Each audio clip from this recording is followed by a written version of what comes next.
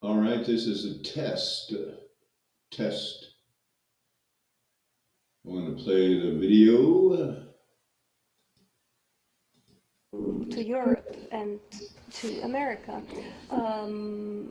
in order oriented pavilions that belong to Western cultures. The villages were populated by so-called indigenous people who were shipped to Europe and to America in order to represent the entirety of cultures. Again, first in a didactic way, later as pure entertainment.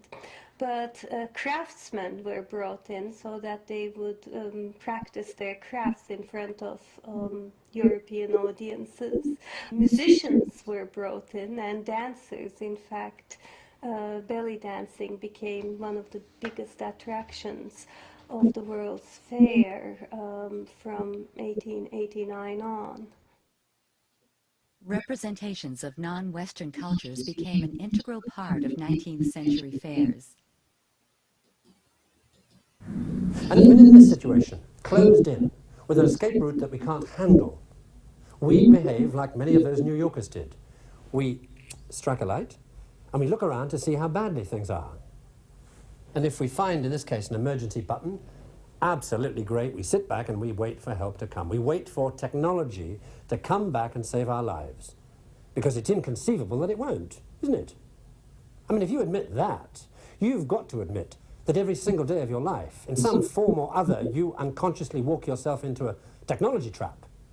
Because that's the only way to live in the modern world. So you don't admit it. You say, oh, well, in this situation, we'll cope.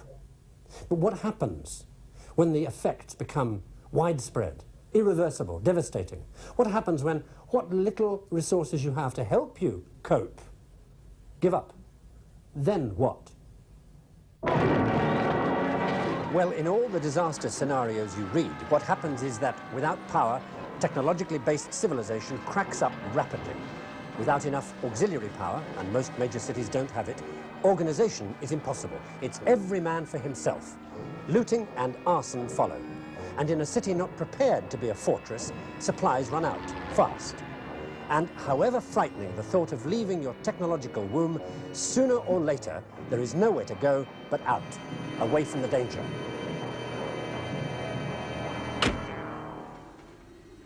The minute you decide to move, you're on your own, in a way that no modern 20th century city dweller has ever been in his life.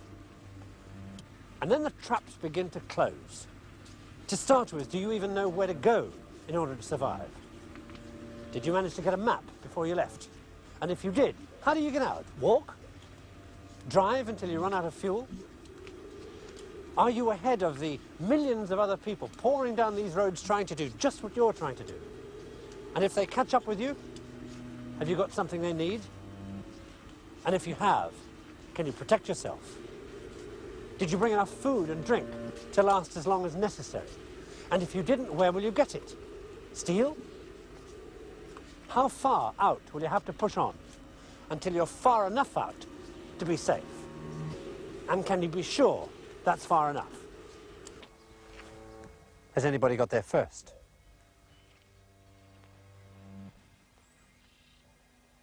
Or are the owners still here? Because you're going to need shelter, and people don't give their homes away. They barricade themselves in. So, sooner or later, exhausted and desperate, you may have to make the decision to give up and die. Or to make somebody else give up and die because they won't accept you in their home voluntarily. And what in your comfortable urban life has ever prepared you for that decision? This dual structure of Beaux-Arts architecture contrasted with native villages became the common language of World's Fair planners on both sides of the Atlantic. At Buffalo's Pan-American Exposition of 1901, visitors strolled through sculpture gardens and exhibition palaces, then watched Eskimos give demonstrations of leapfrog and snap the whip.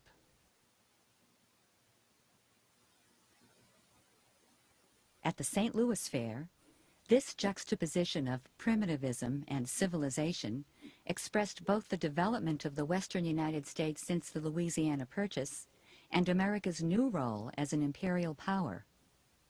Well, the St. Louis Fair had several aims. It's hard to talk about one aim. It seems to me there are two that need to be stressed.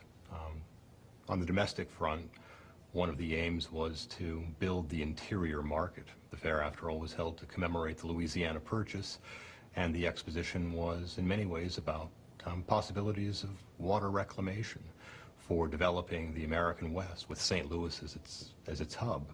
But I think the overriding purpose of the fair really centered on an effort to promote America's new role as an overseas imperial power. Well, between representations of something called savagery and something else called civilization. The White City itself was civilization, culture, manifest, and the representations of indigenous peoples.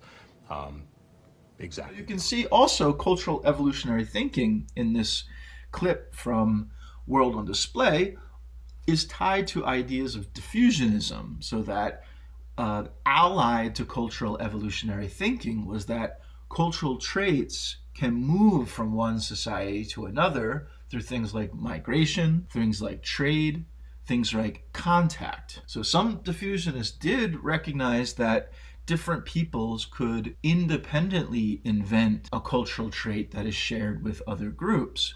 But they insisted that once that cultural trait is invented, it's going to spread through diffusion to other societies if it's adaptive. And so some of the traits that have been talked about by diffusionists are things like agriculture, things like industrialization, things like digital technology. In the clip from World on Display, you see things like clothing and weaponry also used as examples of diffusionist traits. In anthropology, though, these ideas have been critiqued. In fact, the founding of academic American anthropology sort of comes out of a critique of evolutionary thought. So the founder of American anthropology, the establisher of the first academic or university anthropology program, Franz Boas at Columbia University, was a prominent critic of evolutionism.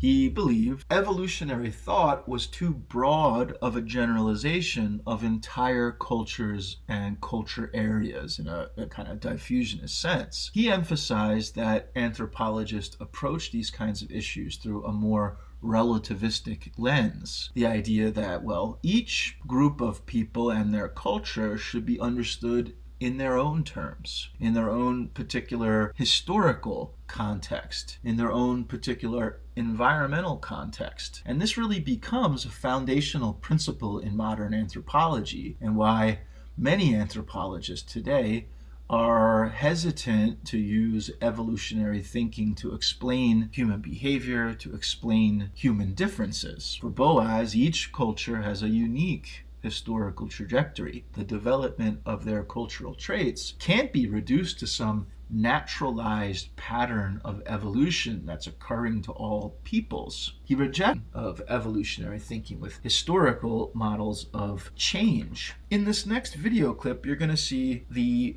biologist and geographer Jared Diamond and his work on guns, germs, and steel. And it's a good reflection of kind of multilinear evolutionary thought in the contemporary period. It really is an attempt to understand cultural differences, particularly between oceanic societies like Papua New Guinea and those of Europe and North America. And he's interested by conquest. The conquest of the world by Europeans.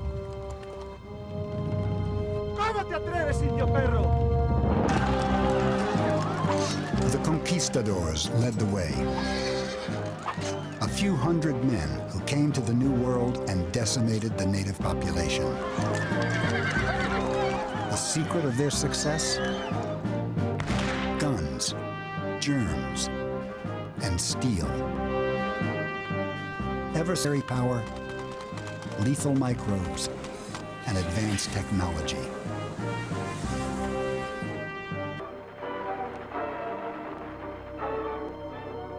Cargo was regarded by many as evidence of the white man's power.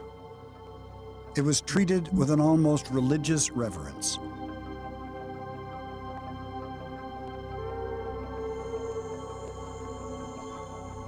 For their part, Western colonials typically believed that power was determined by race. They saw themselves as genetically superior to the native population. To them, it was only natural that they should have so much cargo and New Guineans so little. When winter comes, if you're lucky, you've got livestock on the farm. Great, meat. But can you slaughter and bleed and butcher an animal? Okay, supposing you manage that, you've got enough meat to eat until you've eaten all the cows. But at least you could start running your farm. But it's a modern farm, remember? It's mechanized. There's a gasoline pump, but it's empty. So you can't use the tractor. What you need a period of about 2,000 years, each pharaoh adding his bit, leaving his name in stone to last forever.